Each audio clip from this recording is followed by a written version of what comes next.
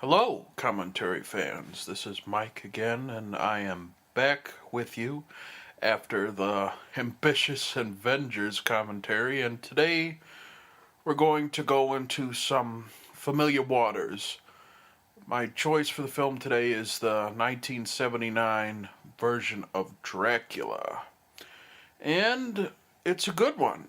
It's pretty faithful to not necessarily the story, but the Dracula myth, and it goes through all the familiar tropes and ways that I think might be the best out of any adaptation of the Dracula legend. It stars Frank Langella in a role that really made him a star, and it's a role that has cast a shadow, or his interpretation of the role has cast a shadow over just vampirism in popular culture for everything that's come since. And it also stars Laurence Olivier, a pretty old and feeble Laurence Olivier, but he gives a pretty decent performance, and he's pretty good in the movie as Van Helsing.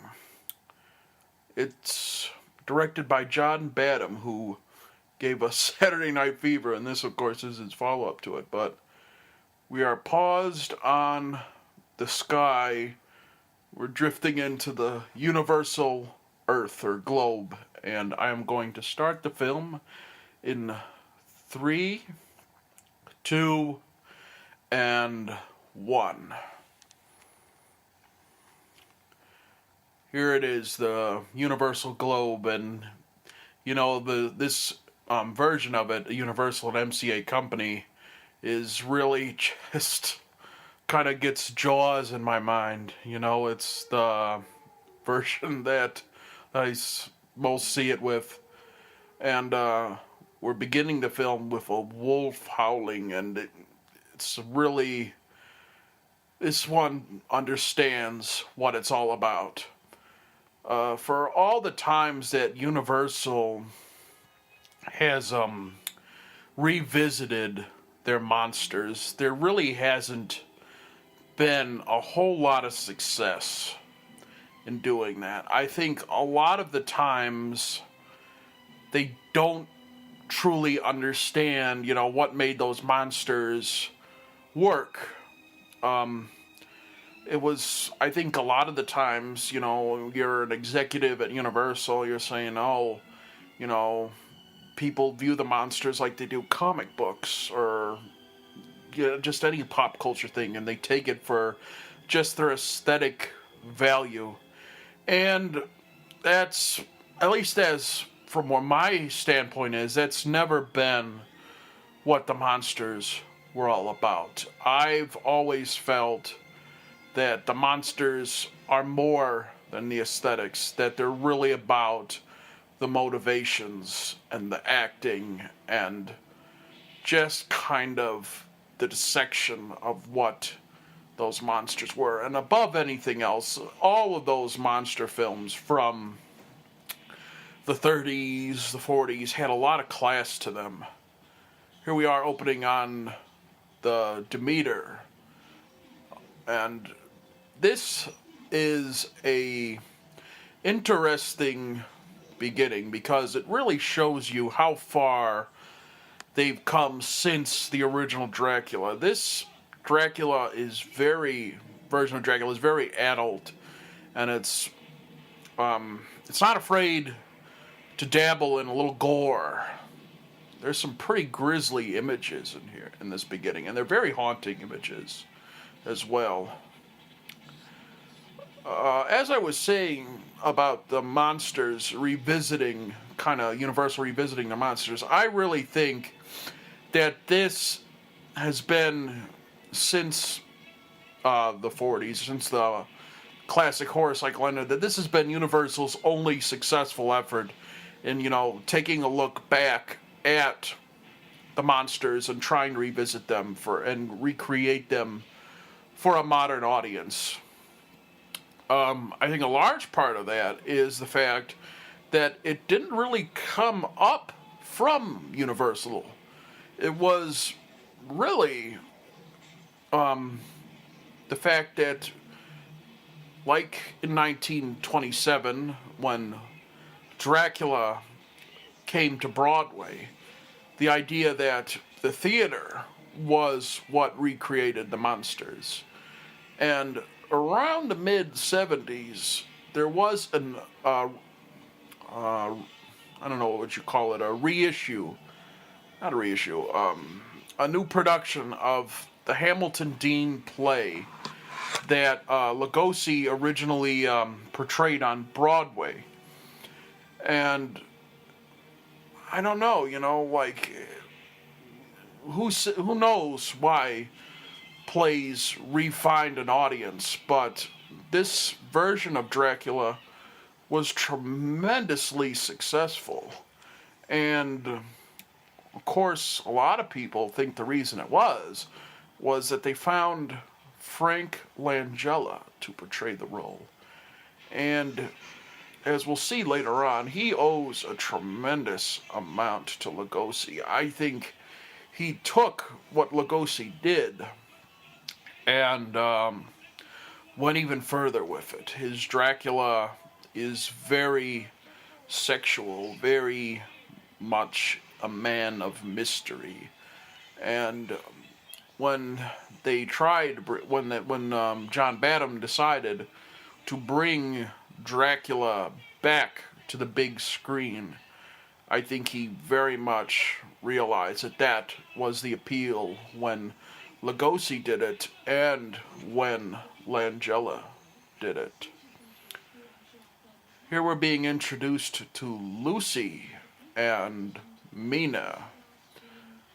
And Lucy is the main character. She's played by Kate Nelligan. And what we're going to find out is that she really plays a major part in this film. We are not shadows. And I think that is kind of what really draws me to this film. When I first saw this version of Dracula, I gotta admit, it wasn't a film that impressed me on the first viewing. I thought it was really just about Langella being a pretty boy. But I think what really has brought me into the film over subsequent viewings, and what has really made me appreciate it more, and appreciate even Langella's performance more, is Kate Nelligan's Lucy. She is what a lot of Dracula films and Dracula adaptations have been lacking. A really, really strong female character who they trust to make their own decisions. Again, this film is the same, or at least its seeds are from the same Hamilton Dean Dracula play that the original Lugosi film was based on. And I think this is an exceptionally well-staged and well-written film, in that it really is its own entity. It borrows from the two most classical Dracula stories. Of course, the original Stoker novel, not really for plot, but really for the imagery and kind of the most iconic scares. But also, it takes the original Hamilton Dean play and kind of uses it as a thin structure. But it's not trapped by either the Stoker novel or the Hamilton Dean play, and there's a lot of creativity here. And one thing I think you'll notice about this Dracula, just opening in with the first scene on the Demeter and kind of this scene here, is that it goes for incredible sets, lavish costumes, and above all, just these huge action set pieces. This is an incredible scene. And really, that is an improvement over really any adaptation of Dracula, like, because it doesn't fall into the traps of, trying to be too faithful to this play. As we saw with the original Lugosi film, it was kind of trapped by it, and they stuck to, like, the continuities of time and space, and so you're stuck, like, in a sitting room for most of it. And here, we're already having a scene where the incredible sinking ship and it being washed into this giant cave, and here Mina is going to rescue the Count.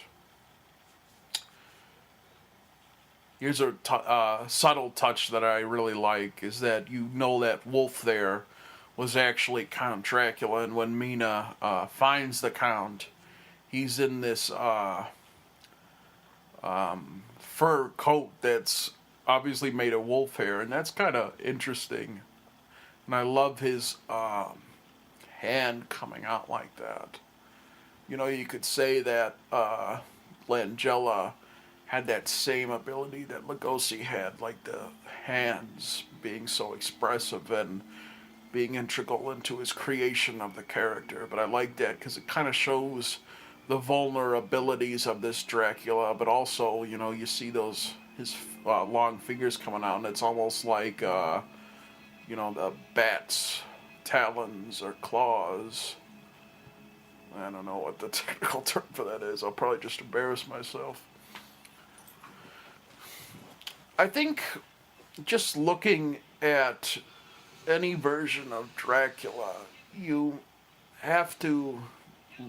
There's some tropes that I think it needs to follow in order for the picture to be a success. And I think we'll go into them as they come along, but I think the opening scene with the Demeter and the ship is something that every good Dracula needs, because I just think it's a incredible scene. Then it offers for a whole lot of brilliant dramatic choices, and the best versions, film versions of Dracula, all have it. It's probably was done best in Nosferatu, but this is a close second, because this film is braver, and because it was released at a different time, that it's got the ability to have a little gore, be a little bit more extreme. Here we have Donald Pleasence as Professor Seward, and I'll be honest, he's really he's a terrific actor, but just kind of seeing him, I'm automatically in, it's hard. He's someone I've seen in the Halloween films so many times that it's hard to see him in any role. But I think he's really a strong point of this film. There's a gruesome scene. The guy with his throat ripped out, the captain tied to the wheel, and that is really incredible. And that's something about this version of Dracula, is that it's really the first version of it to have adult violence and gore that wasn't, too cartoony. Of course, we had the Christopher Lee and Peter Cushing Hammer films, but that had the Kensington gore, which was really, really theatrical, and it just kind of looked goofy. But that image of the captain with his throat ripped out is pretty horrific, and it's really interesting. Here we have Renfield, and I think that for all the kind of strengths of this movie, Renfield is something of a weakness in that it steers away from both the novel and the play, and he kind of like it tries to do what the Dwight Fry is, that he's sort of somewhat sane beforehand, but here he's kind of a sleazy lowlife who hangs around in that broken abbey before he encounters Dracula. There we have Donald Pleasence, and you got to keep an eye on him throughout the course of this movie because he does this trick, and I didn't necessarily notice it the first time, but I watched the film with the director John Badham's commentary, and he relates this story of the film in the commentary about how Donald Pleasence asked if he could like have a bag of like candies. I guess they look like malted milk balls or something. But he asked them, could I have them around the street? And John Badham said, sure, why not? And whenever the character Dr. Seward is nervous, he takes out this bag of candies from his jacket and eats them, and it's really kind of funny. And you got to keep your eye out because it's really a great aspect of the character. Like he does it as he's nervous, and then as over the course of the film, when they encounter all the ghouls and stuff, it just gets more interesting and kind of comical. And that's really what I like about Donald Pleasence's interpretation of the character in this film, is that he is kind of comical and he is kind of a loon, and that's a much more interesting interpretation. And it works well off of Van Helsing, who is always stern, and he's comical, but he isn't stupid, and that is really interesting. And of course, when you have a talent like Donald Pleasence doing it, it just adds so much to the film. I like these point of view shots of the bat. They're really kind of interesting, and they just make up for the fact that we have a fake bat, but just about how you film that bat and what you do to make it more interesting. One thing about this version of Dracula is that the Transylvania bit of the story is completely cut out. And over the course of the film, they try to do that, like, they try to take some of the imagery that's famous from both versions of Dracula, the Transylvanian scene in the first half of the Stoker novel where Harker is imprisoned in Castle Dracula, and they try to use some of that here, but it's not always successful. And I think the film would have been more interesting had they actually wrote a bit in the beginning where they actually go to Transylvania, but I think it just probably would have slowed things down narratively, but it would have been more interesting in terms of kind of like the sets that they could have built and kind of what Langella could have done with the character. And here we have Langella, and I'm sorry I missed his introduction, but he is absolutely incredible in the role. And this is a Dracula that we haven't seen before. Here's a perfect example of how the character is different from any version of Dracula that's come before. You have Lucy here blatantly call him out and say, I don't see how anybody could love living in that old dilapidated Carfax Abbey. And, Langella, with his interpretation of the character, Dracula is, of course, incredibly eccentric. But Langella, in a way, he doesn't downplay the eccentricities. He wears them on his sleeve. but they become like aspects of a finer character that you almost like make the eccentricities of Dracula look dignified to the point where you believe them. Here we have Donald Pleasence offering Dracula some wine, which is directly from the probably the most famous moment in Lugosi's interpretation of the character. And supposedly, when they brought this Langella revival to Broadway, that's the term I was looking for, a Broadway revival. They said when they looked at the script, they thought that that was actually in the actual play, and then they felt that they had to add it almost because everybody would be expecting it.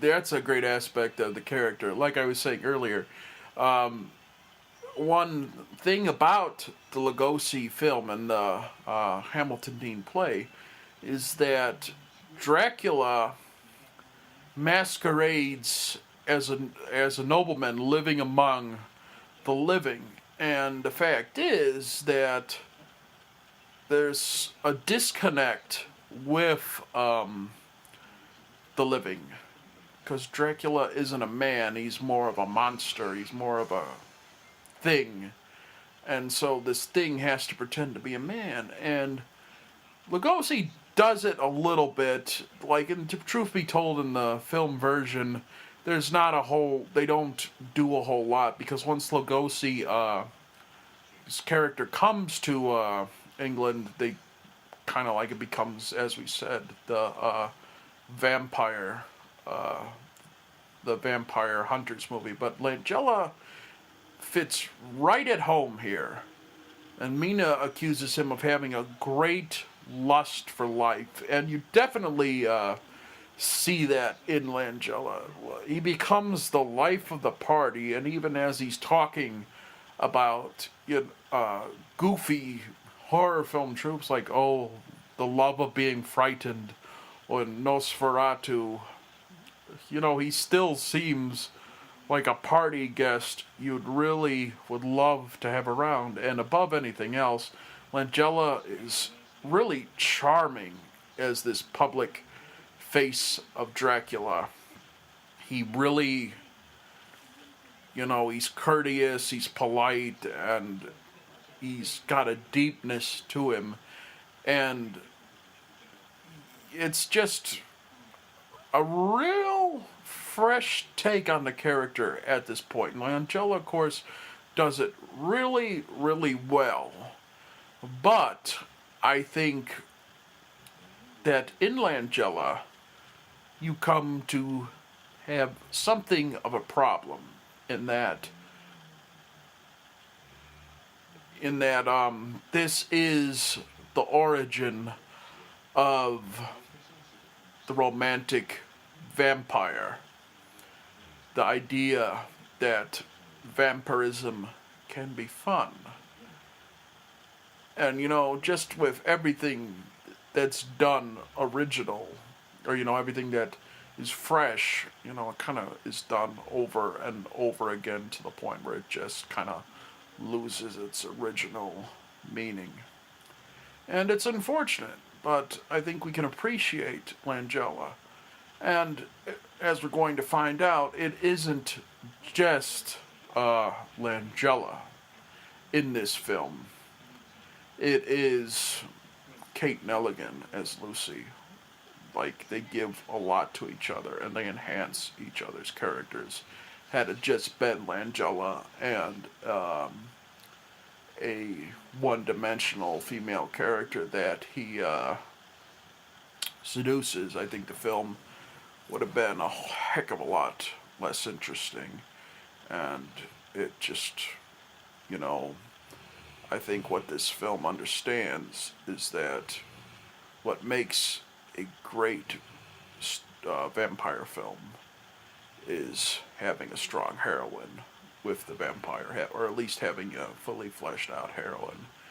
And this is the first version of the story, or the first film version of the story. Maybe Nosferatu, you could argue that Nosferatu did also, but to have a strong female character to match wits with Dracula, and this is the origin of their relationship right here, that you see them dancing, and I think partially what is ingrained in this version of the story is that Dracula is a man of mystery as well as a icon of horror, and that I think is what the best versions of Dracula do. The original tagline for this film was the strangest passion, or the original tagline for the 1931 film, forgive me, was the strangest passion the world has ever known, and it's just as applicable here. This is a Dracula very much after what I think Lugosi wanted in the character, to be this kind of exotic lover, and Langella gets to live that version.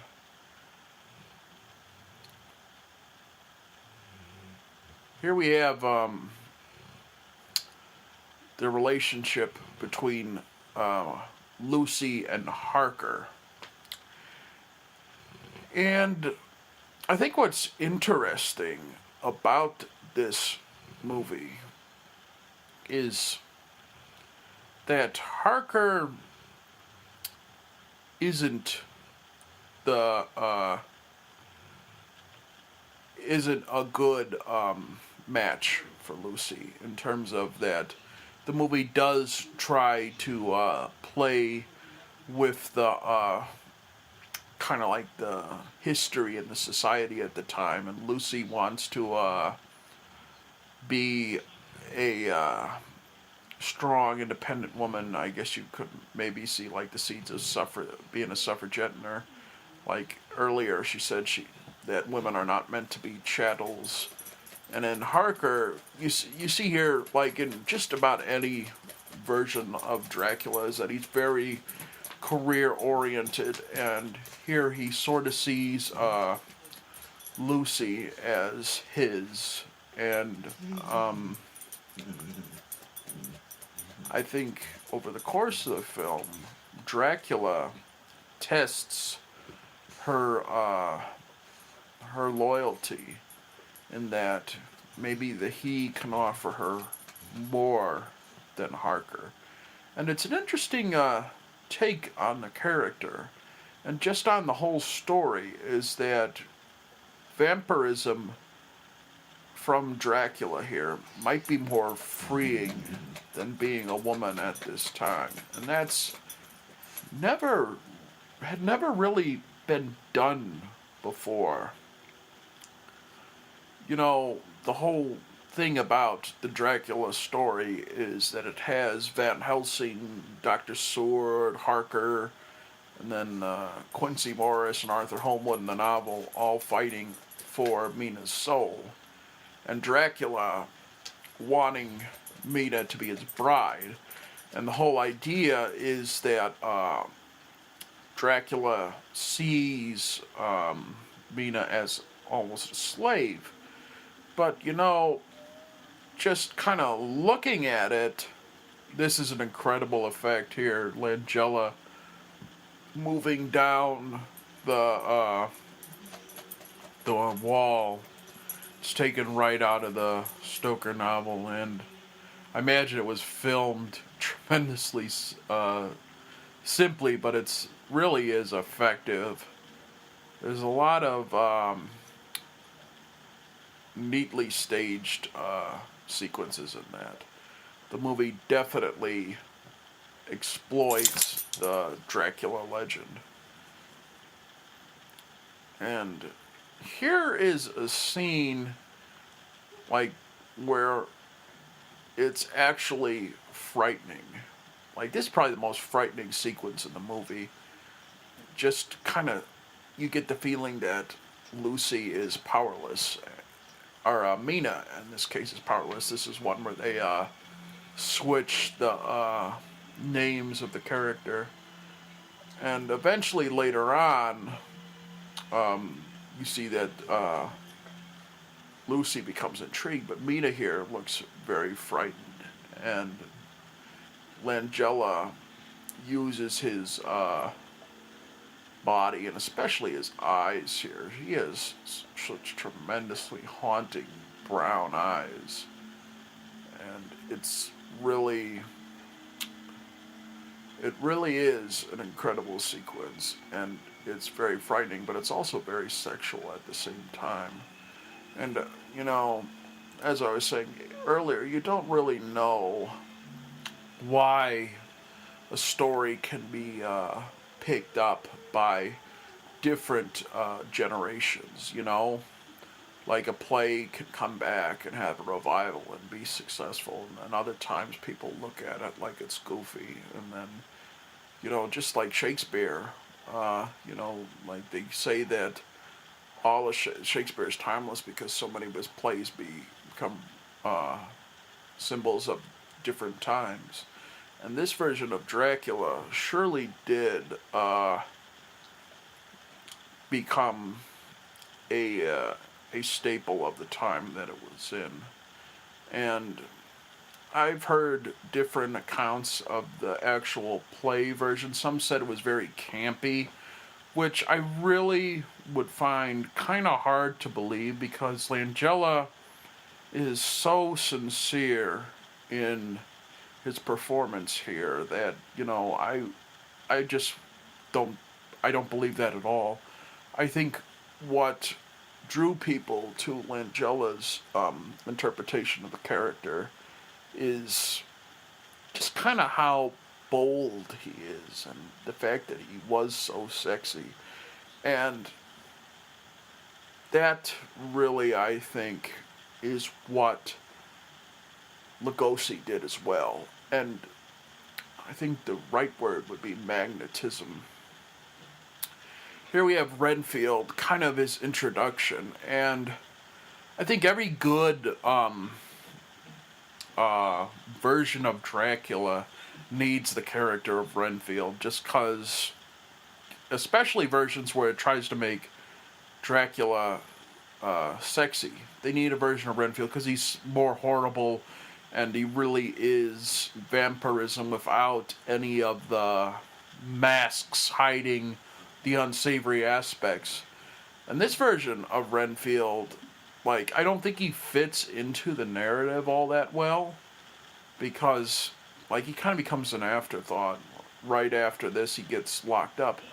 But the scenes with him eating the bugs and stuff are the most realistic. It's really, you know, Dwight Fry, you never got a close-up of what he had, and it's just, you know, the other ones, they're real theatrical, but that's a live cockroach there, and that's really,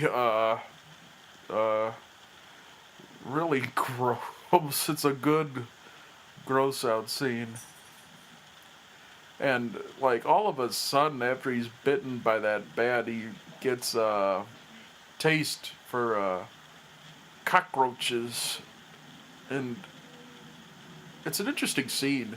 I like the fact that it's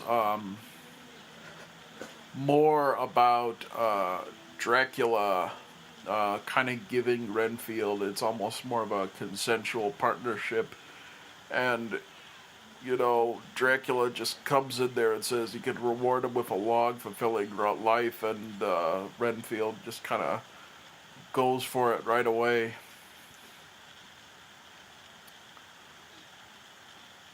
Mina is dying, and this is a scene taken pretty closely from the Stoker novel, where in the Stoker novel it's actually Lucy rather than Mina, but they all watch her like gasping for breath, and it's pretty horrific, and it would never really been done partially because I think that any version of Dracula before this would have been a little too much, kind of for, like it was when it was done in the 30s. That was when the production code was in effect, and Hammer was more about the theatrics of the Dracula character. But this scene is genuinely disturbing and kind of sad, but it's a good one, in that it also shows uh, Dracula without the theatrics behind it, without any of the you know without the theatrics behind it, and it reminds you that what happens in what happens with vampirism is death, and that death is a very real concept. And Mina here, they do a good job of making her look horrific. Like, all the color is out of her. And Donald Pleasence as Dr. Sword is a completely helpless doctor. He doesn't know what to do, and he's dumbfounded by everything. And that's a interesting take on the character. Here we have Donald Pleasence eating again. He's got a face full of chicken and whatnot. And that's like the grossest looking breakfast I've ever seen that they had there. But speaking of kind of like the color of this movie, this film had kind of a, I don't know what you'd call it, a George Lucas-esque revisitation by its director, John Badham. Apparently, Badham looked at the film and always kind of regretted, he thought it was too colorful, and that he wanted to dial back the color a little bit. And so when they released the film on at least this DVD edition of it, that I think this one came out, I believe, in 2004 with the special features and such, that they took the color out through a special effects process, and it looks duller now and grayer. And I don't know how the film looked before. I haven't seen any edition of it before this one, but it's really a shame, because I just am so against that. I think, once a film is released to the public, it becomes theirs, and I wish, like, this movie could be released on Blu-ray. It hasn't as of this commentary, and I think it would look great on Blu-ray, especially restored. But I think the film must have looked a lot different. I've seen the poster for it, and it's a very colorful poster. Langella looks incredible on it. And there's scenes of fog and a moon and a setting sun in the background. It's really breathtaking poster. Probably one of my favorite horror film posters. And this, I don't know how this looks. I certainly can appreciate Badham being proud of his film and, having ideas for it. But just like when a film gets released, it belongs to the audience. And I think this movie probably looked better upon its release, because there is a little sort of unnatural feeling to it. Here we have another example of what I was speaking of earlier with how they rearranged the story to take some of the scenes from the Transylvania and replace them in Whitby. And here we have Harker coming to finalize the deal to buy Carfax Abbey. And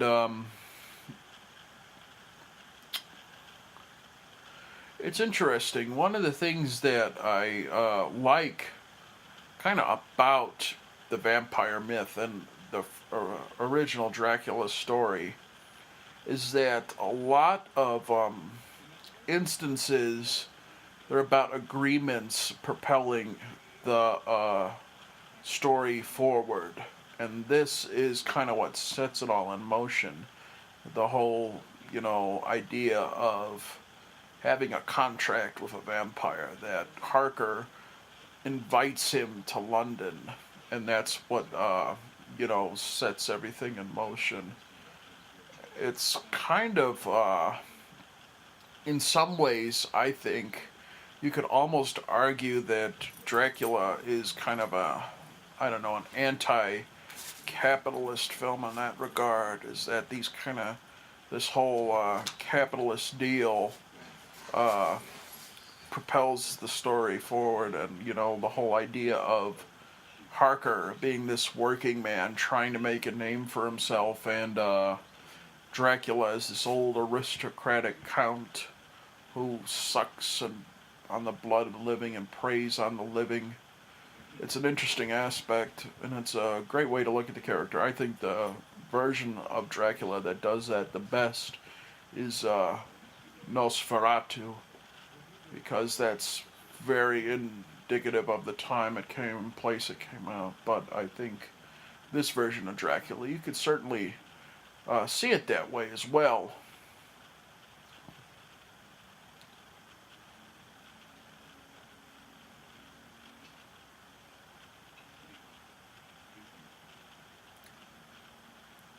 You have Langella sort of sizing up his opponent there for Lucy's hand, and it's interesting that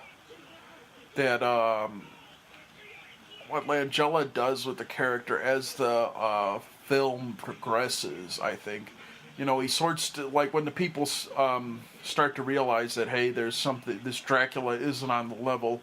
Langella keeps to that his facade, like it's almost like a defense mechanism. He keeps to that facade, keeping with his curtsies, but they become angrier, and there you see the predator behind it. This Seward Sanitarium, I really like this. This is a really strong instance of how the movie kind of like takes everything for what it is. Like, this actually looks like a horrible sanitarium, and you hear the wailing of the lunatics. This version does it probably the best, and you see Seward walking around saying prescribe them, laud them, like the strong painkillers, because he's a bad doctor in this. But another version that did that pretty well, although it's much more theatrical, is Bram Stoker's Dracula.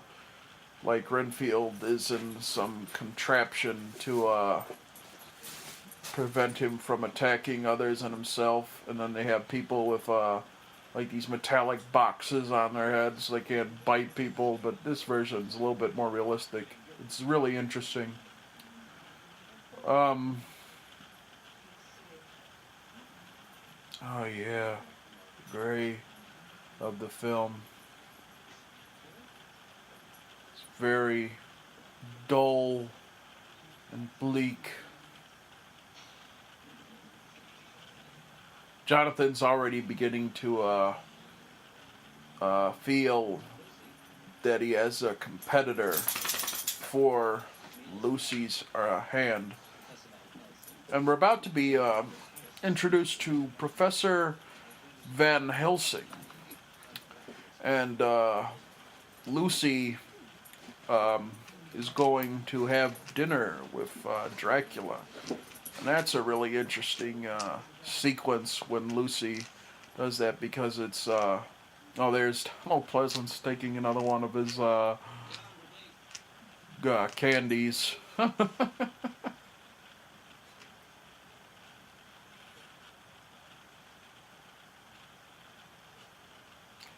See, this is like a beautiful looking film. I really admire the sets. That graveyard there is really horrific looking. It's the kind of stuff that you expect in a very good gothic horror. Here's another image taken from the Stoker novel, the idea of the carriage. And of course, Dracula has no servant, so he has to do it all itself. But what this version does is that it takes this kind of spooky scene and it makes it romantic, sort of, even with all the wolves in the background, and the carriage is kind of becomes its own entity. Like earlier, we saw that the steps flailed out on their own, like clockwork. Here we're finally going to be introduced to Laurence Olivier as Van Helsing. And this is a version of Van Helsing unlike any that's come before or after. And I don't really know really why. I kind of know why, but I am kind of interested in what Laurence Olivier's choices, where they stem from, what he does with the character.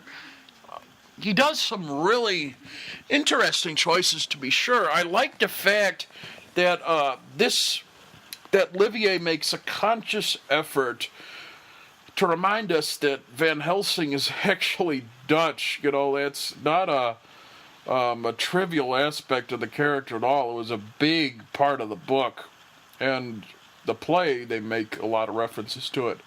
And so Olivier develops this accent. But I think what you'll see with this Van Helsing, what Olivier chooses to do, is that the character is a lot less loud than you'd expect to believe.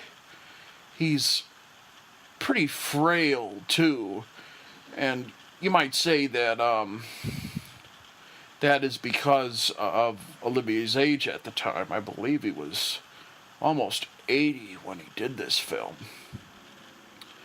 But I think it's interesting in some ways, and it adds another dimension to the story, because in a lot of versions of Dracula, you have a Van Helsing who is like as strong as Dracula himself. But in this one, I think what Olivier does with the character is kind of show the knowledge of Van Helsing. That he's sort of a quiet man, the kind of the bookish one, and he becomes almost a unexpected hero of the story.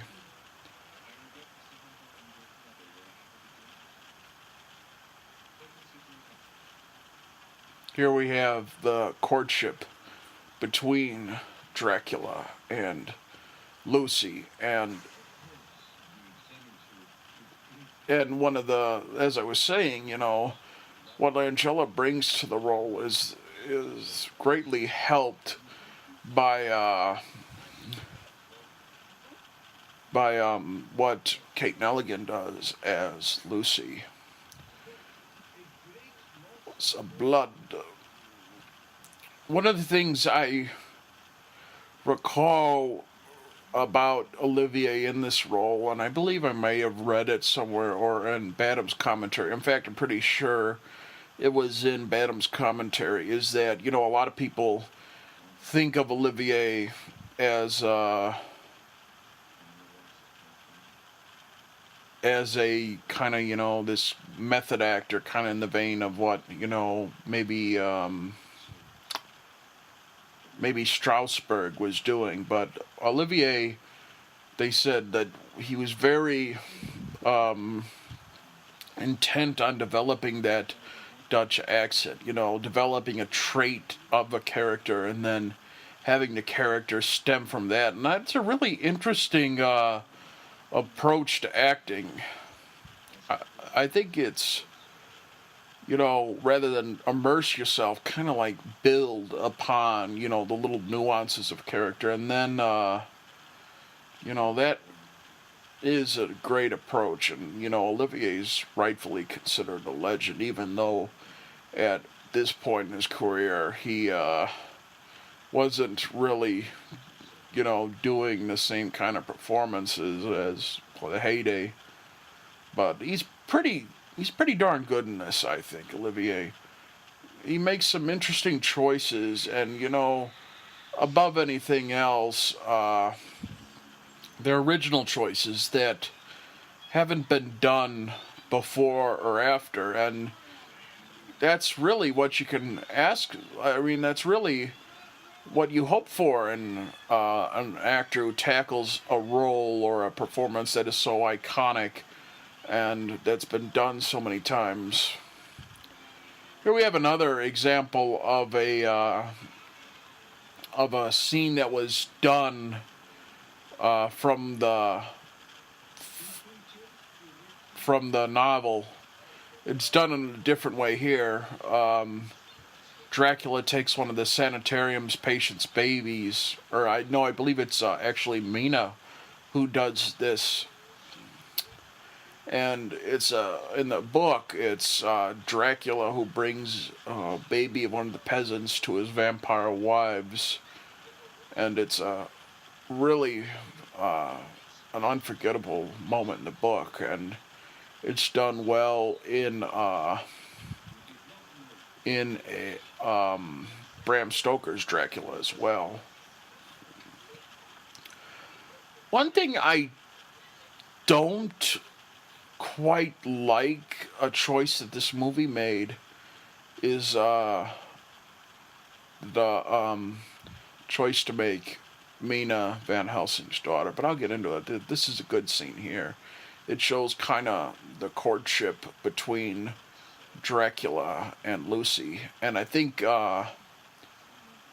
what this movie does really nicely in this scene is that it kind of takes the Dracula tropes, of course, that classic line, listen to them, children of the night, what sad music they make, and, like,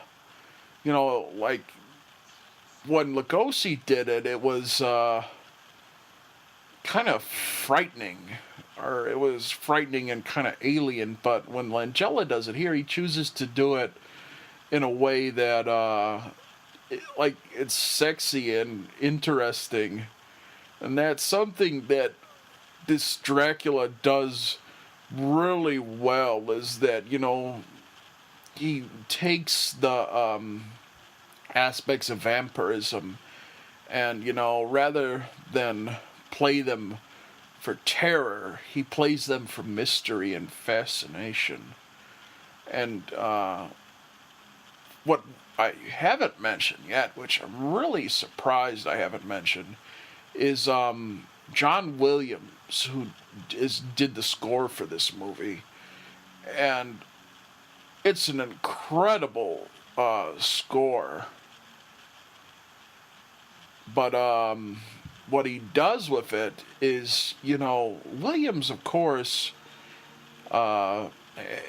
he's done scores, great horror scores. Like, you could almost argue that his score for Jaws is one of the most terrifying scores of all time, and probably the best for a horror film's ever had. But, this Dracula score, what he chooses to do with the character here, isn't very frightening. It's more mysterious.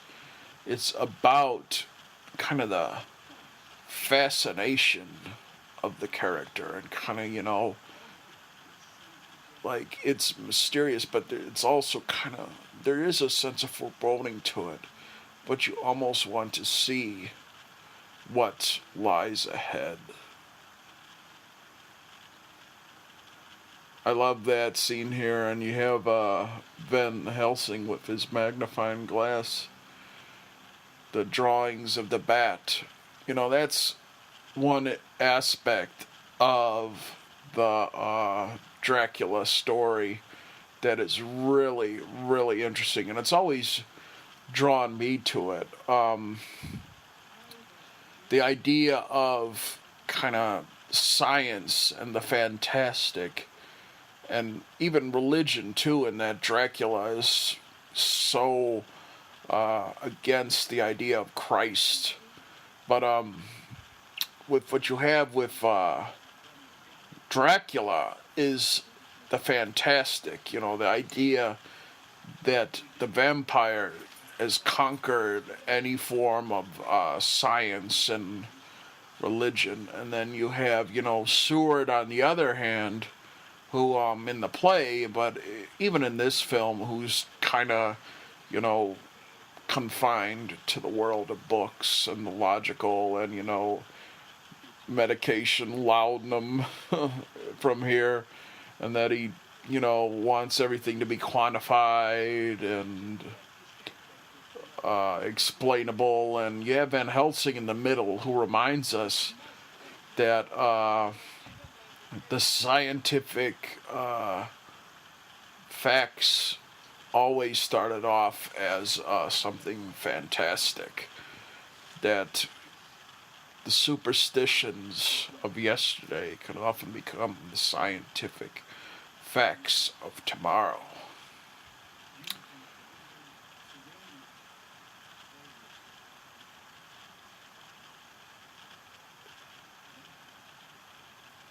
I think this is interesting here, that there's almost an apprehension between Kate Nelligan's Lucy and Laurence Olivier's Van Helsing.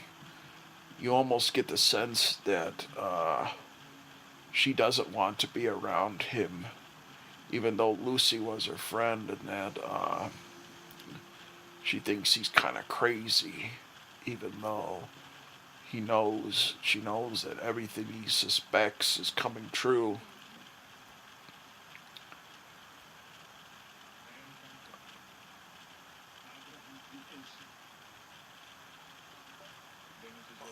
Oh, here's a good scene. You know, when Van Helsing and Dracula meet in the original Dracula of Lugosi, there's almost an antagonism right away. But here it's just kind of, you know, it's just kind of, they shrug each other off. He thinks that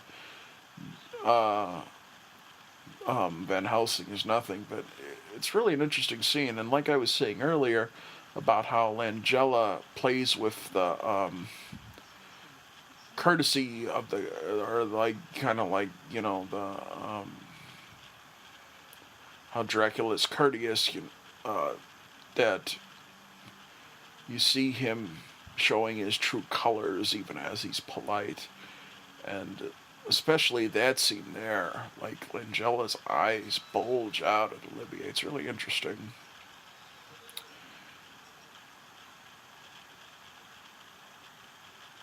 I like the fact that Dracula's horse, that they kind of like play with the myth there. It's a good scene where Dracula's horse goes over the grave. And then they add something here with the white horse being able to stomp out a grave. And I've never heard of any vampire myth doing this, but you know, I'm willing to allow them a new myth as long as they're consistent. And for the most part, this version of Dracula is pretty consistent with everything that's came before it, except for there's one moment where you'll see later that kind of goes against everything, but it's more of a goof. It's not for lack of trying.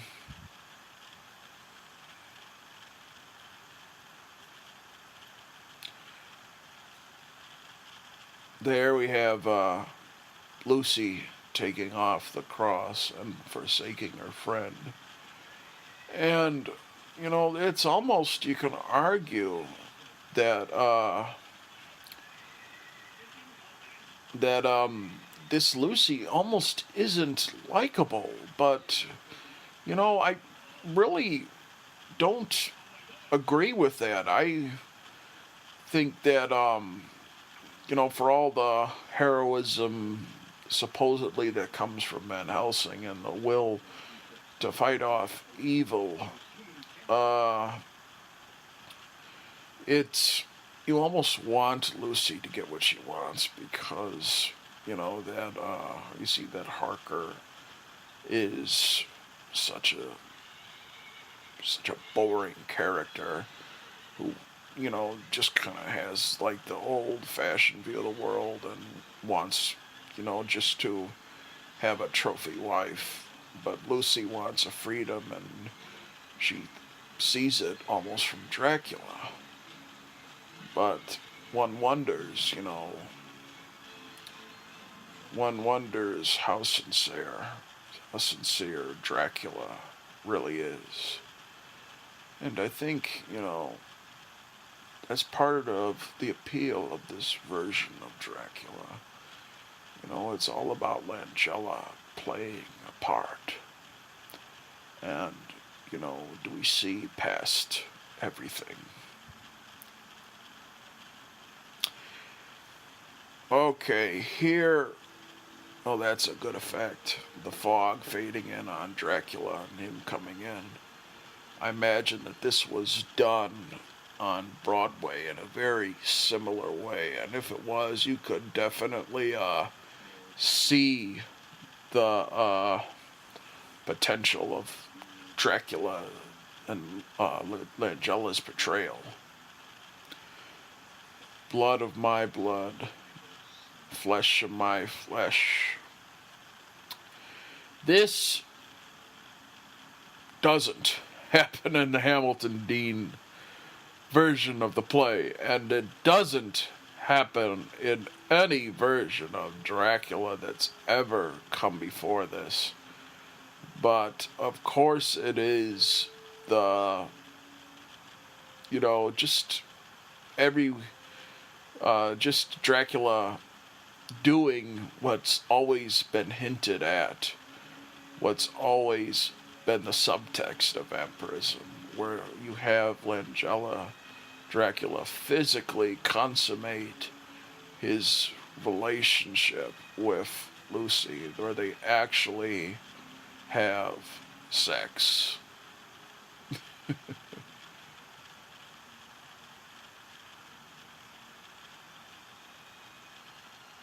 I like this. There's almost a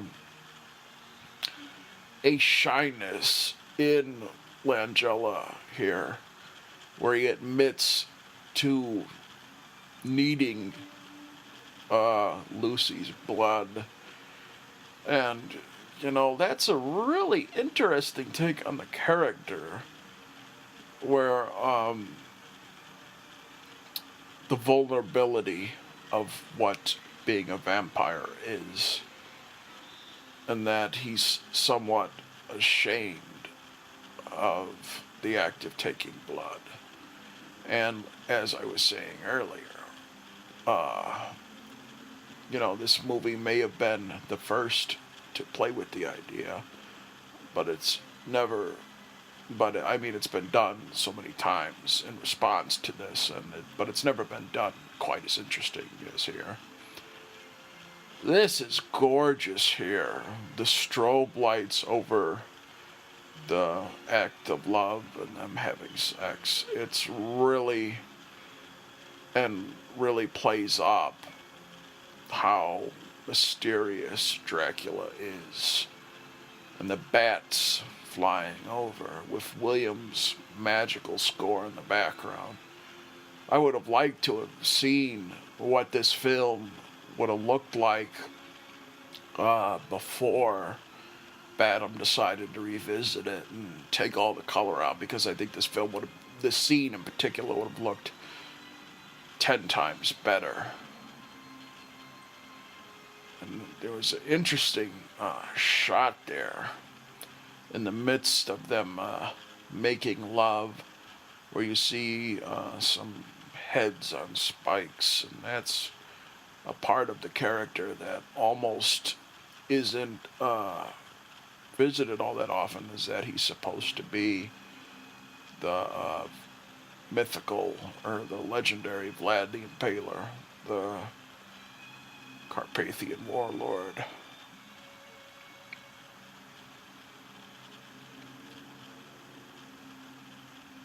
Here we have them actually exchanging blood. Dracula cutting open his wound, and the look on Langella's face is fantastic there. He looks like he's holding, or he looks like he's really like the pinnacle of love, or really just blatantly whatever. What the hell am I saying? He looks like he's having an orgasm. Here's an incredible set piece where we see that Mina is gone, and we kind of see how she escaped and the whole underground system through which she hides and finds her way around. The mines, they run underneath the town everywhere. You gotta give Olivier some credit. He's mucking around in the dirt and crawling around with this stake, you know. He was a trooper, I would say, to do it at this age. And here, you're gonna see Donald Pleasence taking a swig of his chocolate.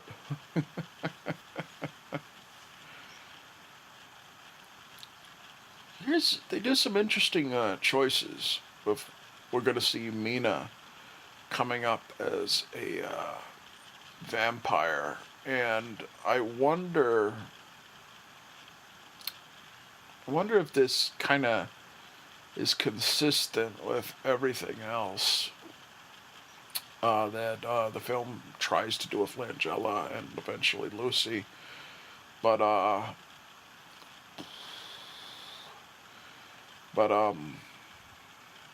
they do a kind of horrendous makeup. They make her look really terrible.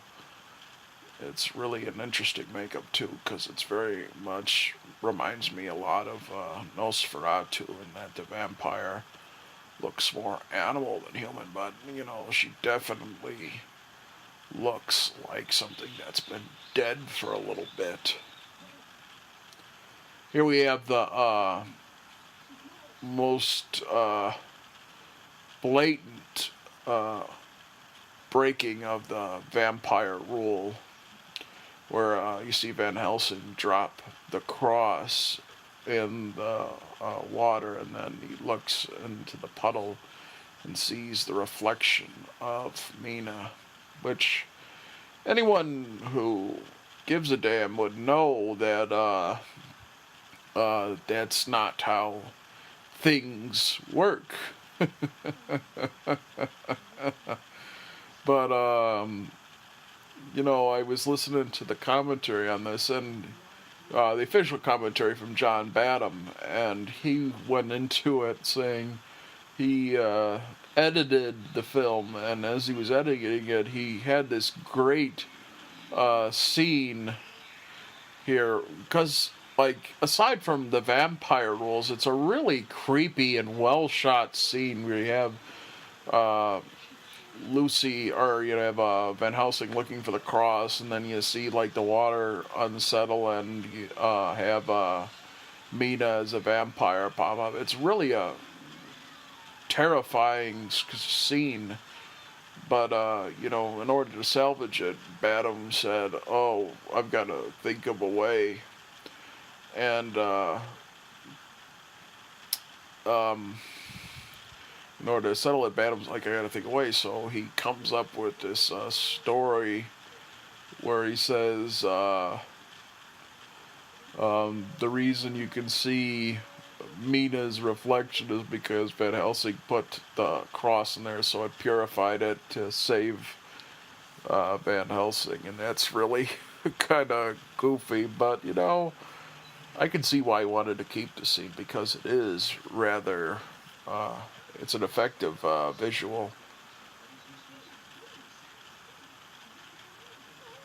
I don't know what propels Harker to come back at this point, but he's such an uninteresting character in this. Like, you definitely see why Lucy is compelled to Dracula, and I don't know whether it's a conscious choice. I'd like to think it is because this really is Langella's movie. He is the main appeal of it. But it could also very well be that Langella is just so damn good in the role that, we're drawn to him above anyone else. Even Laurence Olivier, who's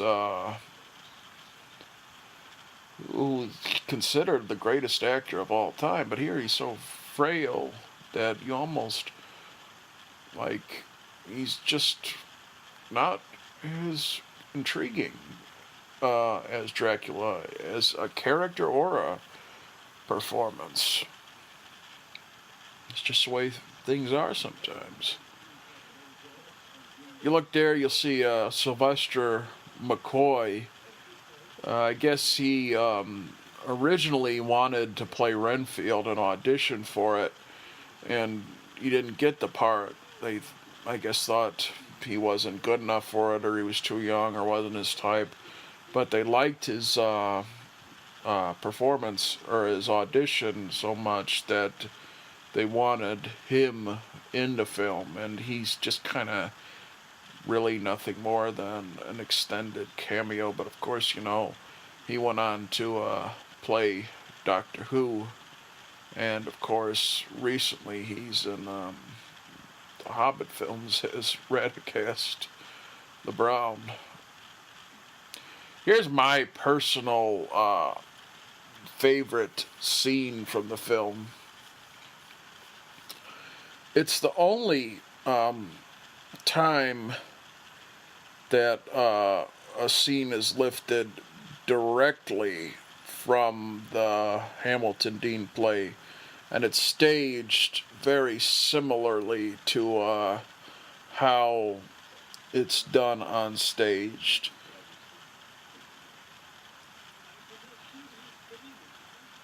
But this is the one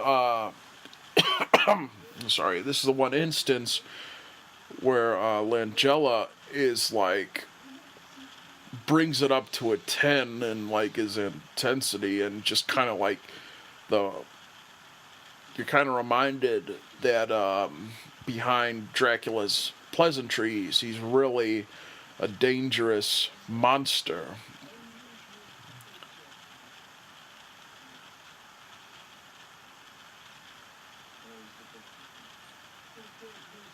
Friends' difficulties.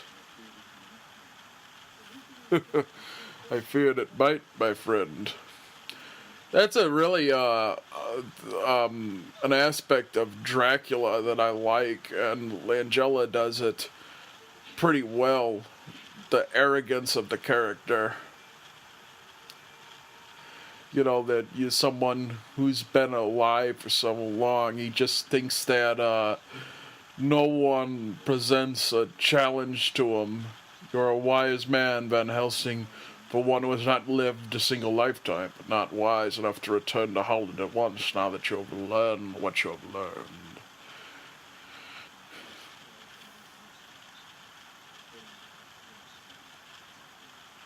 Those who have crossed my path have all died, and some not pleasantly. Well, this is just as good as when Lugosi did it with Edward von Sloan. I'd even argue that this one's a little better because it has a little more intensity to it. But a lot of people accuse the Hamilton Dean play of being weak and a little too campy, but I love this scene, and I think it can be. There's definitely some traps with the Dracula story if you don't play it with the kind of sincerity that it needs. But you see, it's not in the material itself. It's really with the actors and the direction and the music, and this shows what it takes to do a really strong Dracula adaptation. That's an incredible scene. You see Dracula run out and then come out as a wolf, and it's definitely a step above how they did it in 1931. You'll actually see the wolf, and you don't have Harker. You don't have Harker run out and say he's on the lawn.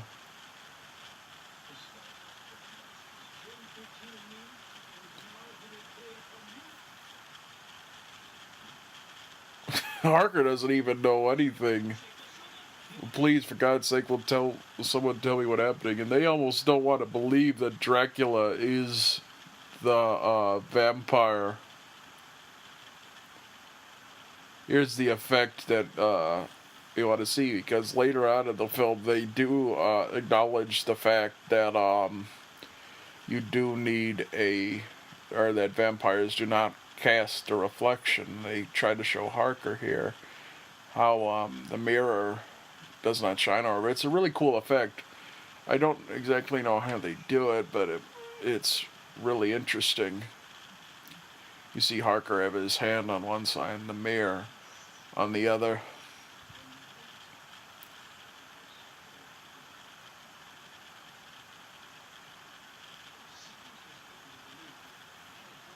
Some hideous monster.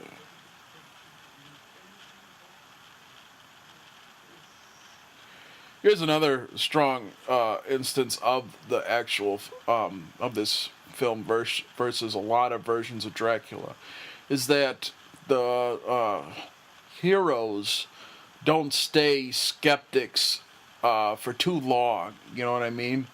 Like, I think a lot of Dracula films, the audience walks in believing in vampires, and to have a huge chunk of the film be entirely devoted to having like a Van Helsing character, to have a Van Helsing character try to convince people that vampires exist, and have a skeptic like a Harker to just keep saying, no, it's just a waste of time. And so, it's just like, this is a strong version in that, he shows them the proof and they all believe it. And now it's just about, they're talking about how far are they willing to go to fight evil. And that's an interesting aspect of character, and it's an interesting aspect of the story that really it hasn't been done before this. I like Kate Nelligan here, like, as you see that she's something more than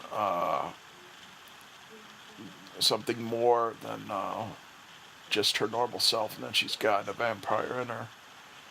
I don't know if this is the intention or if this is another example of Badham's sucking the color out of everything, but Lucy's face there is beautiful. The makeup on it, like, she still has kind of the sexual feminine quality, but it's something else there as well, kind of very white and very drab, and her eyes are incredible too. They're very red. They almost have a red quality, but you still kind of see who she really is, who she really is. Here's another incredible set piece, and they make reference to the fact that they have a car, and that's a luxury at this time. And ooh, that horse, you almost feel bad for it.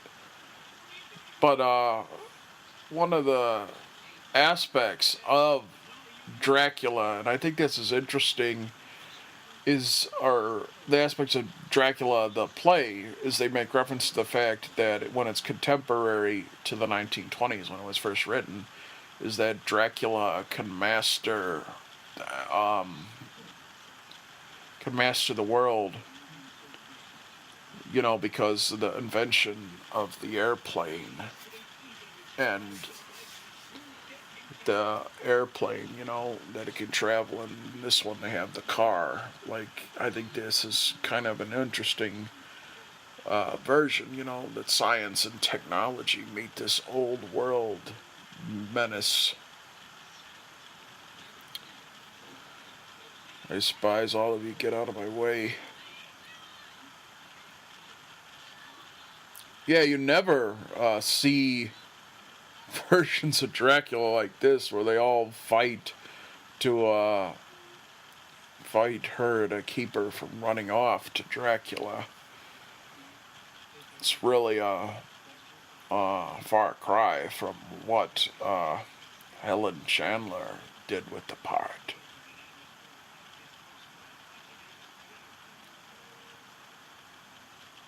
Here we have Jonathan and Van Helsing visiting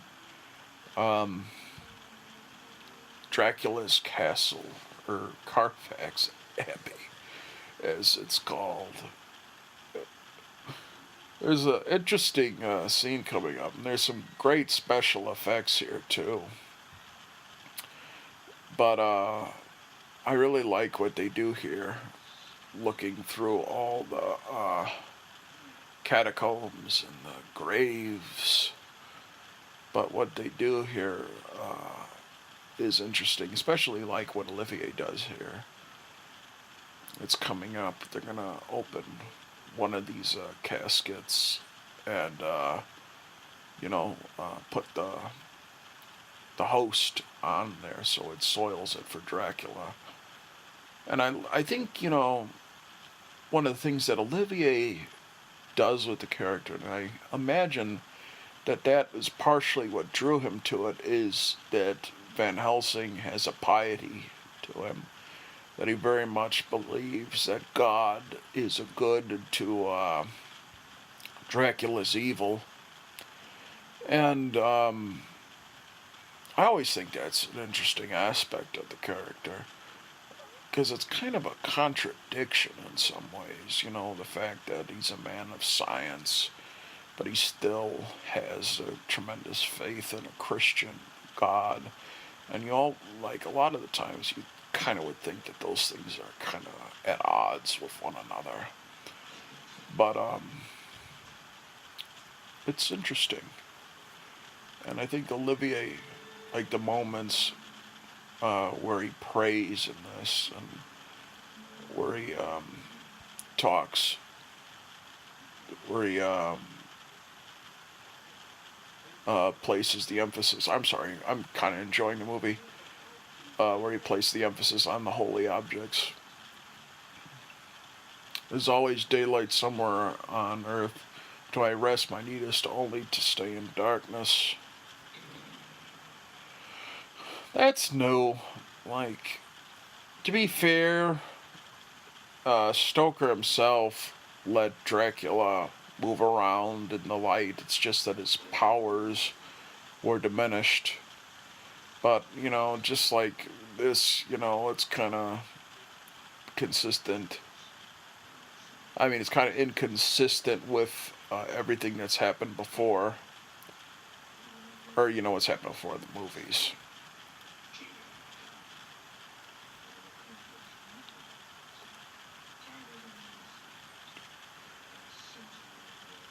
This is a good monologue that Dracula says here, and like I said before, it shows, how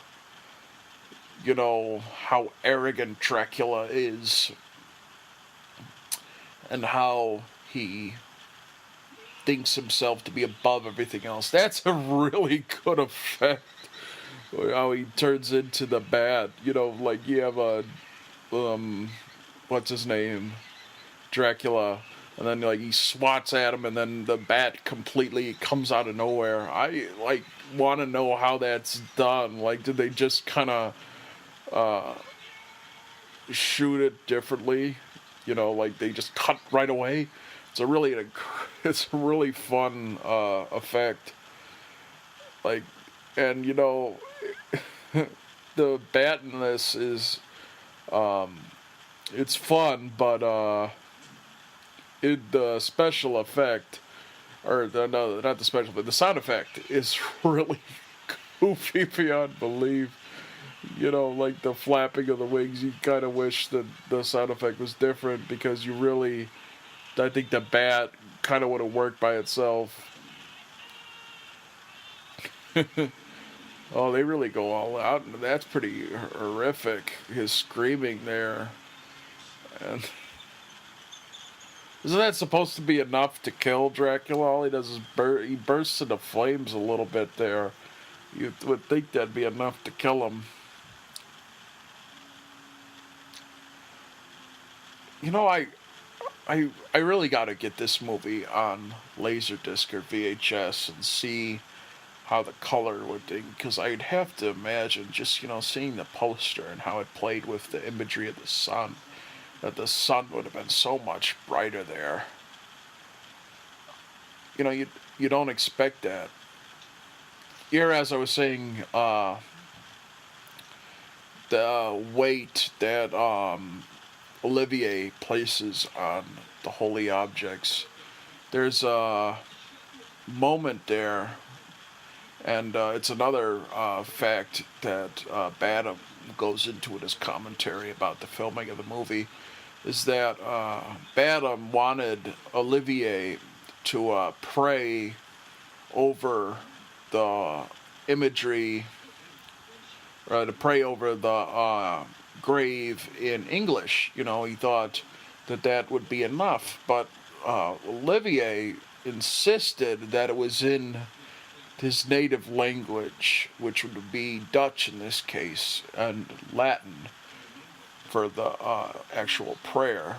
But he insisted that, and he said that he would go so far as to not promote the film when it came out had he did that. But Olivier, being the professional that he was, he did a take in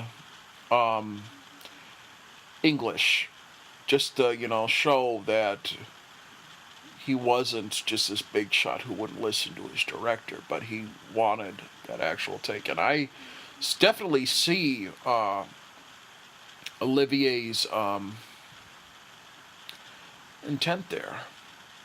It's really interesting that he got so far into the character. And you look at someone like Olivier, and you really analyze their choices, because he was such an incredible actor, and he obviously spent a great deal of thought behind every character he made.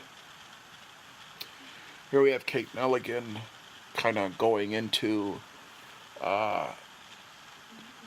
Lucy, and you don't really know how on the level she is at that time. If she's under Dracula's power. And it's really kind of, she does this scene really well, and it's a scene that's done in every version of the story, least interestingly in Dracula, Helen Chandler. But she really, there's definitely a falseness about her that, because she's kind of falling into Dracula, and she hasn't been able to master everything about, everything, about the bridge between being a human and being a vampire.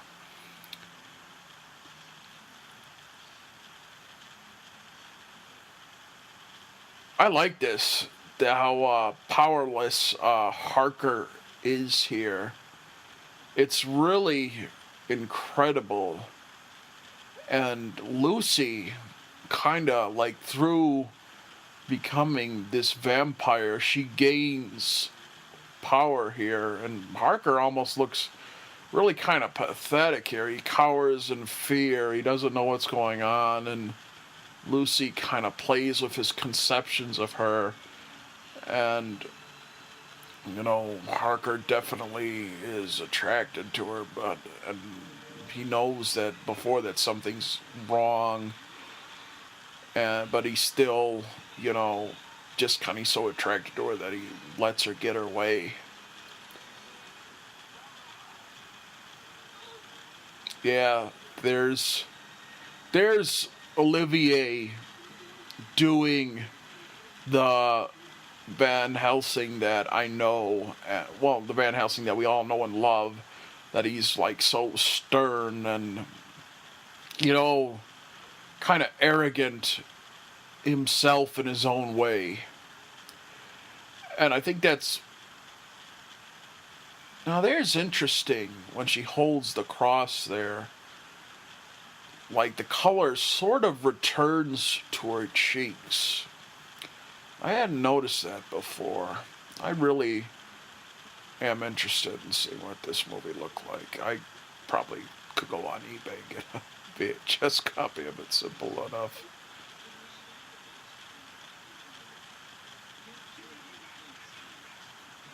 Here we have Renfield again. And he's, you know, just with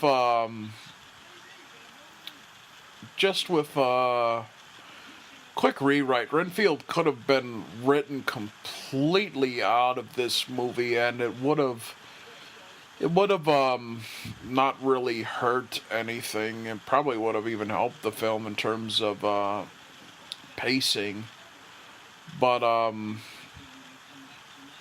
I think what Renfield, the challenge of the Renfield character, is that even in the Dwight Fry interpretation, is that he doesn't really do a whole lot. He's not an active participant in the story. He is horrible and eats bugs, but all he does is kind of deliver exposition and atmosphere. And, you know, those are important things, but, you know, unless you have really striking imagery and a performance, they're not really all that translatable to a film that needs momentum. And luckily for all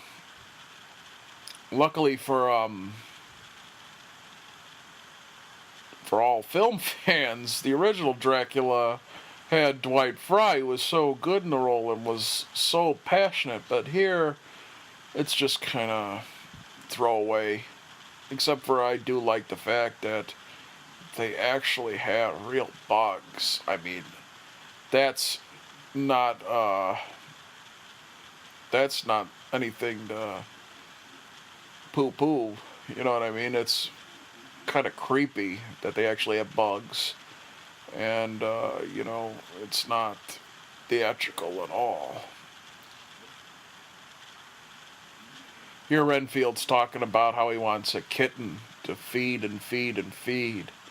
And that's something that really wasn't in any Dracula before this, but it's in the novel. How he keeps wanting to collect lives, and how he thinks he'll do that is by working his way up the food chain. And of course, the next step would be a kitten, of course.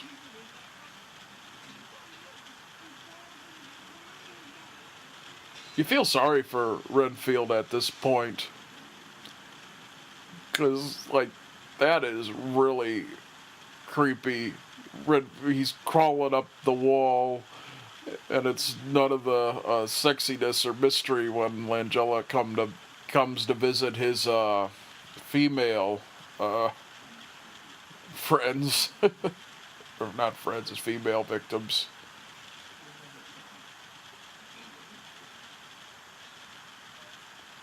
Here we have Renfield delivering some lines from the actual 1931 film, and I think these are the only lines that, or at least he had one line there that are borrowed from that film. But most of all, this is really kind of punish me, torture me, deserve it, but please let me live. Yeah, Dwight Frye delivered that line to Dracula.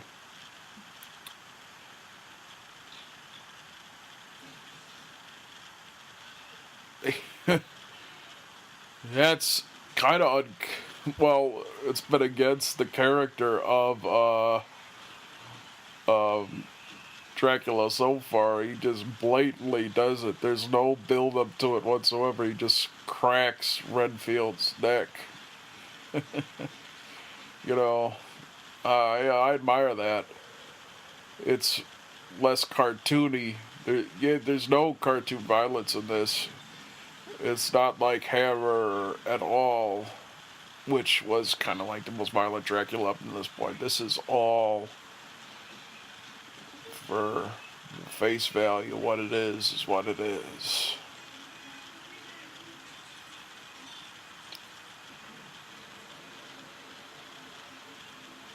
You know, for all the strengths of this movie, it does have a weakness in that,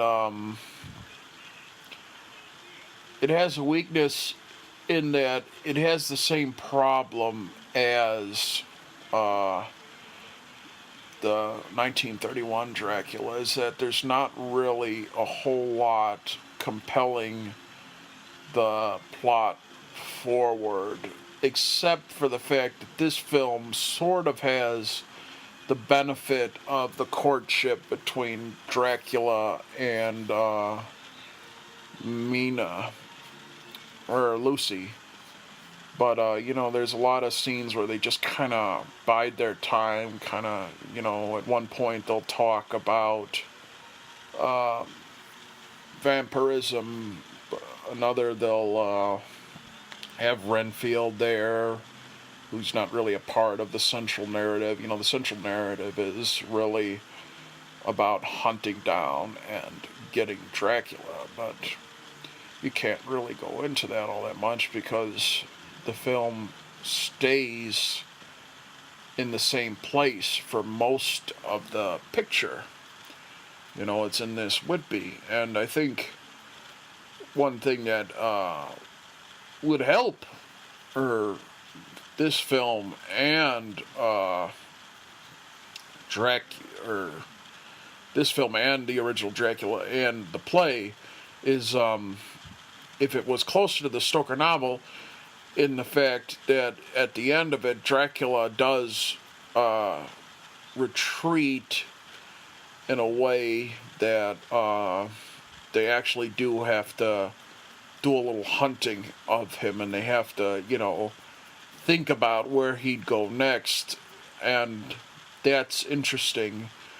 And to be fair, this movie does get to that point. We're sort of getting to it now. Dracula decides that he has to leave and go to Transylvania, but he's going to bring Lucy with him. But I think I think the movie would have been a whole lot more interesting if the final act was completely devoted to this chase. Instead, it's just like this huge set piece kind of at the end of the movie. And it works well enough. Like, it's a well-shot set piece, and it's it's more epic than any version of Dracula has ever been before this. I think, I think the Bram Stoker's Dracula actually has the most momentum of any Dracula adaptation going into the final act. And I'm really thinking that that'll probably be a film to keep an eye out for if you're a fan of this podcast. I bet that you'll see it soon enough. But, I think that's a more interesting confrontation with the villains, with Dracula, the villain, and the heroes, is that they actually go to a place where they're more vulnerable. And Coppola films it well. If they had brought Langella to a version of Transylvania, I think it would have been pretty cool. And, just seeing where Langella's environment, where he came from, and kind of, how he draws his presence and his power from his native land would have been really, really interesting, especially if it was done in a similar way to how they did it with Oldman, because, the castle there is really a part of Dracula's character. But then again, maybe that wouldn't have worked all that well, because, this Dracula is so classy and interesting. He does kind of seem somewhat out of character in that, even though you believe him when he says he loves an old house. But it's interesting. It's fun. It's fun. If we are beaten and there is no God. Yeah, that's pretty much Olivier's central point of the character, is that he is working to do God's will. And it's interesting.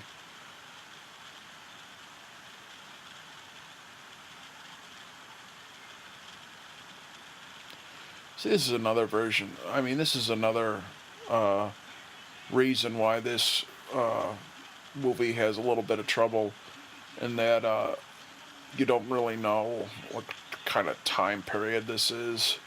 I think at the beginning it said that this was in 1913, but then these kind of ships are not really time period. They would have been more in tune with what was going on in the 1800s. And you're having cars, and then these old-fashioned schooners.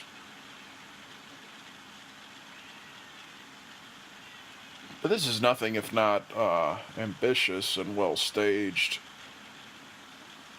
Shots at sea with that huge ship are they're really kind of cool, and it shows that Universal did care about the production value of this film.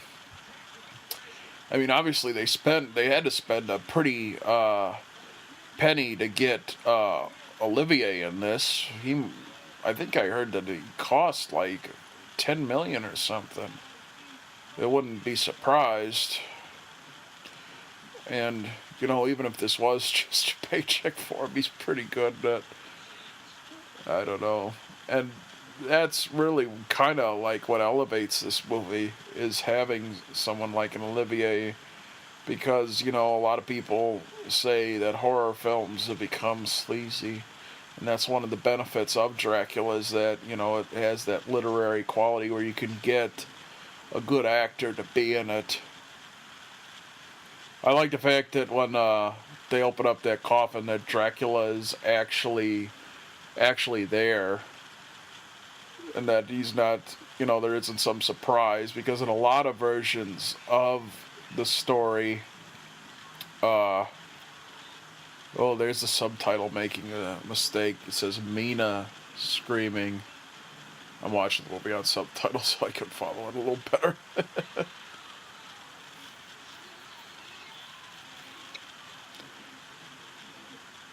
We're gonna see something that I think this is the only version of Dracula I've seen that's ever done this, that has Dracula kill Van Helsing. And not only does he kill him, he kills him in a pretty brutal way, impaling him on the stake. I wonder what the choice to do that was. I think it would have been a lot more interesting if they had actually, Like, if they had done this not as the final, not as the final act of the film. You know, if they had Van Helsing killed by Dracula while Harker still had to hunt the character, and, you know, have him without his mentor.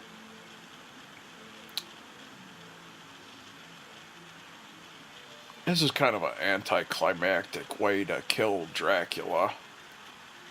You have the dying 80-year-old guy impaled, stick the hook into him, and, you know, but it's enough to impale him.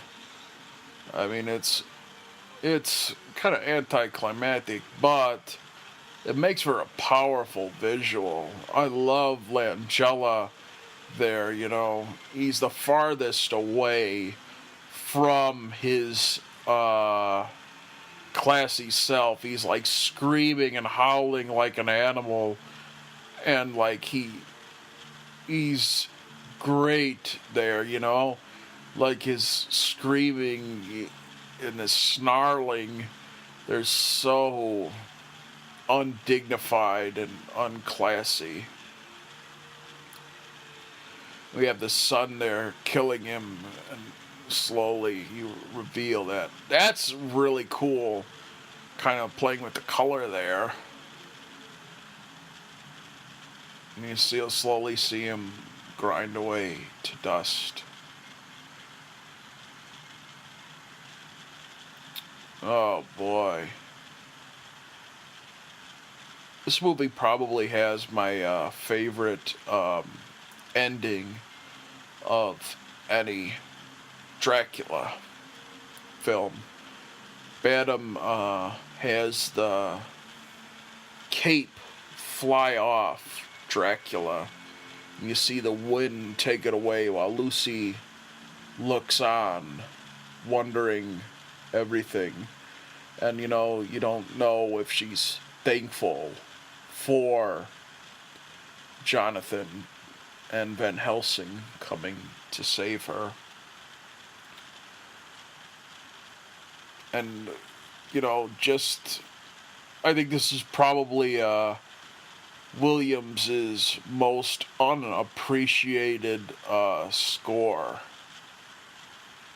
because this really you almost get the feeling that Badham intended for there to be a sequel, because she's smiling there and you hear the wolf howling as if to say, I'm out there yet. Oh boy. It's a great movie. And like I said before, it's really probably the best version of Dracula, or not the best version of Dracula, but the best the best example of when Universal celebrated their monster heritage and brought it to a new audience. And I think this is a version of Dracula to really look into how to do the character. And of course, Langella is incredible in the part. And what he brings to it is something very original. It's a good movie, and I hope you enjoyed watching it with me. I don't know what the next movie will be, but I wouldn't be surprised if we go back and regress into a little more monsters, because I really do enjoy the gothic monsters. I hope you all enjoyed Dracula and enjoyed the commentary. And, you know, if you like this at all, please leave a comment. I really enjoyed the comments I've received so far. I hope you all have a pleasant evening, and if you love to be frightened, then watch this movie, because it's a lot of fun.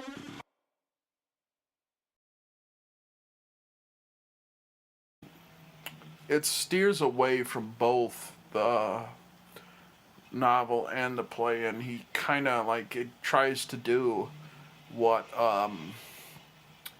the Dwight Fry is that he's sort of somewhat sane beforehand, but here he's kind of a sleazy lowlife who hangs around in that broken abbey before he encounters Dracula. There we have Donald Pleasence, and you got to keep an eye on him throughout the course of this movie because he does this trick, and I didn't necessarily notice it the first time, but I watched the film with the director John Badham's commentary, and he relates the story of the film in the commentary about how Donald Pleasence asked if he could like have a bag of like candies. I guess they look like malted milk balls or something. But he asked them, could I have them around the screen? And John Badham said, sure, why not? And whenever the character Dr. Seward is nervous, he takes out this bag of candies from his jacket and eats them, and it's really kind of funny, and you got to keep your eye out because it's really a great aspect of the character. Like he does it as he's nervous, and then as over the course of the film, when they encounter all the ghouls and stuff, it just gets more interesting and kind of comical, and that's really what I like about Donald Pleasence's interpretation of the character in this film. Is that he is kind of comical and he is kind of a loon, and that's a much more interesting interpretation, and it works well off of Van Helsing, who is always stern, and he's comical, but he isn't stupid, and that is really interesting. And of course, when you have a talent like Donald Pleasence doing it, it just adds so much to the film. I like these point of view shots of the bat. They're really kind of interesting, and they just make up for the fact that we have a fake bat, but just about how you film that bat and what you do to make it more interesting. One thing about this version of Dracula is that the Transylvania bit of the story is completely cut out, and over the course of the film they try to do that, like they try to take some of the imagery that's famous from both versions of Dracula, the Transylvanian scene in the first half of the Stoker novel where Harker is imprisoned in Castle Dracula, and they try to use some of that here, but it's not always successful. And I think the film would have been more interesting had they actually wrote a bit in the beginning where he interesting, and I love his hand coming out like that. You could say that Langella had that same ability that Lugosi had, like the hands being so expressive and being integral into his creation of the character. But I like that because it kind of shows the vulnerabilities of this Dracula, but also, you see his long fingers coming out, and it's almost like, the bat's talons or claws. I don't know what the technical term for that is. I'll probably just embarrass myself. I think just looking at any version of Dracula, you have to... There's some tropes that I think it needs to follow in order for the picture to be a success. And I think we'll go into them as they come along, but I think the opening scene with the Demeter and the ship is something that every good Dracula needs, because I just think it's a incredible scene, then it offers for a whole lot of brilliant dramatic choices, and the best versions, film versions of Dracula, all have it. It's probably was done best in Nosferatu, but this is a close second because this film is braver, and because it was released at a different time, that it's got the ability to have a little gore, be a little bit more extreme. Here we have Donald Pleasence as Professor Seward, and I'll be honest, he's really he's a terrific actor, but just kind of seeing him, I'm automatically in, it's hard. He's someone I've seen in the Halloween films so many times that it's hard to see him in any role. But I think he's really a strong point of this film. There's a gruesome scene. The guy with his throat ripped out, the captain tied to the wheel, and that is really incredible. And that's something about this version of Dracula, is that it's really the first version of it to have adult violence and gore that wasn't, too cartoony. Of course, we had the Christopher Lee and Peter Cushing Hammer films, but that had the Kensington gore, which was really, really theatrical, and it just kind of looked goofy. But that image of the captain with his throat ripped out is pretty horrific, and it's really interesting.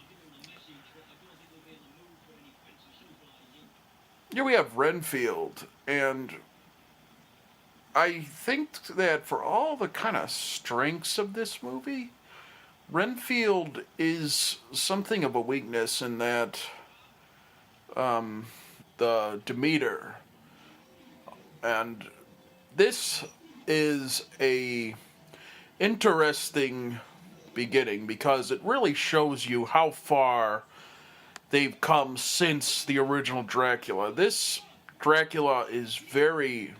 of Dracula is very adult, and it's not afraid to dabble in a little gore. There's some pretty grisly images in here in this beginning, and they're very haunting images as well. As I was saying about the monsters revisiting, kind of Universal revisiting the monsters, I really think that this has been since the 40s, since the classic horror cycle ended, that this has been Universal's only successful effort in, taking a look back at the monsters and trying to revisit them and recreate them for a modern audience. I think a large part of that is the fact that it didn't really come up from Universal.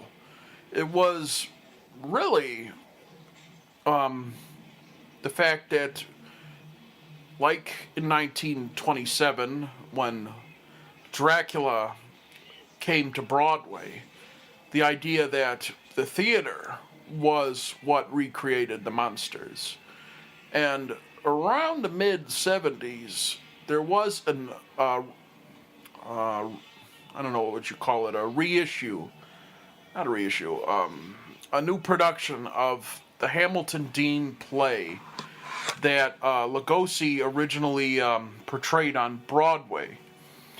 And I don't know, who knows why plays refined an audience, but this version of Dracula was tremendously successful. And of course, a lot of people think the reason it was that they found Frank Langella to portray the role. And as we'll see later on, he owes a tremendous amount to Lugosi. I think he took what Lugosi did and went even further with it. His Dracula is very sexual, very much a man of mystery. And when they tried, when John Badham decided to bring Dracula back to the big screen, I think he very much realized that that was the appeal when Lugosi did it and when Langella did it. Here we're being introduced to Lucy and Mina. And Lucy is the main character, and she's played by Kate Nelligan. And what we're going to find out is that she really plays a major part in this film. We are not shadows, and I think that is kind of what really draws me to this film. When I first saw this version of Dracula, I gotta admit, it wasn't a film that impressed me on the first viewing. I thought it was really just about Langella being a pretty boy.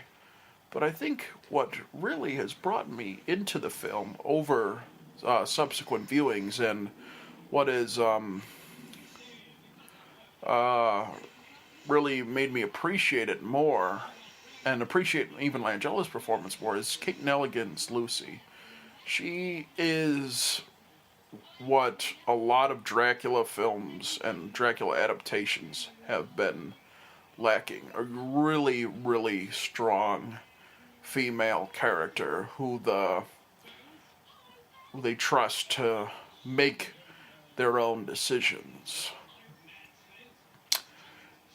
Again, this film is the same, or at least its seeds are from the same Hamilton Dean Dracula play that the original Lugosi film was based on. And I think this is an exceptionally well-staged and well-written film, in that it really is its own entity. It borrows from the two most classical Dracula stories. Of course, the original Stoker novel, not really for plot, but really for the imagery and kind of the most iconic scares. But also, it takes the original Hamilton Dean play and kind of uses it as a thin structure. But it's not trapped by either the Stoker novel or the Hamilton Dean play, and there's a lot of creativity here. And one thing I think you'll notice about this Dracula, just opening in with the first scene on the Demeter and kind of this scene here, is that it goes for incredible sets, lavish costumes, and above all, just these huge action set pieces. This is an incredible scene. And really, that is an improvement over really any adaptation of Dracula. Like, because it doesn't fall into the traps of, trying to be too faithful to this play. As we saw with the original Lugosi film, I was kind of trapped by it, and they stuck to like the continuities of time and space, and so you're stuck like in a sitting room for most of it. And here we're already having a scene where the incredible sinking ship and it being washed into this giant cave, and here Mina is going to rescue the Count. Here's a subtle touch that I really like, is that that Wolf there was actually Count Dracula, and when Mina finds the Count, he's in this fur coat that's obviously made of wolf hair, and that's kind of interesting. Hello, commentary fans. This is Mike again, and I am back with you after the Ambitious Avengers commentary, and today we're going to go into some familiar waters. My choice for the film today is the 1979 version of Dracula. And it's a good one. It's pretty faithful to not necessarily the story, but the Dracula myth. And it goes through all the familiar tropes and ways that I think might be the best out of any adaptation of the Dracula legend. It stars Frank Langella in a role that really made him a star. And it's a role that has cast a shadow, or his interpretation of the role has cast a shadow over just vampirism in popular culture for everything that's come since. And it also stars Laurence Olivier, a pretty old and feeble Laurence Olivier, but he gives a pretty decent performance, and he's pretty good in the movie as Van Helsing. It's directed by John Badham, who gave us Saturday Night Fever, and this, of course, is his follow-up to it. But we are paused on the sky. We're drifting into the universal Earth, or globe, and I am going to start the film in 3, 2, and 1.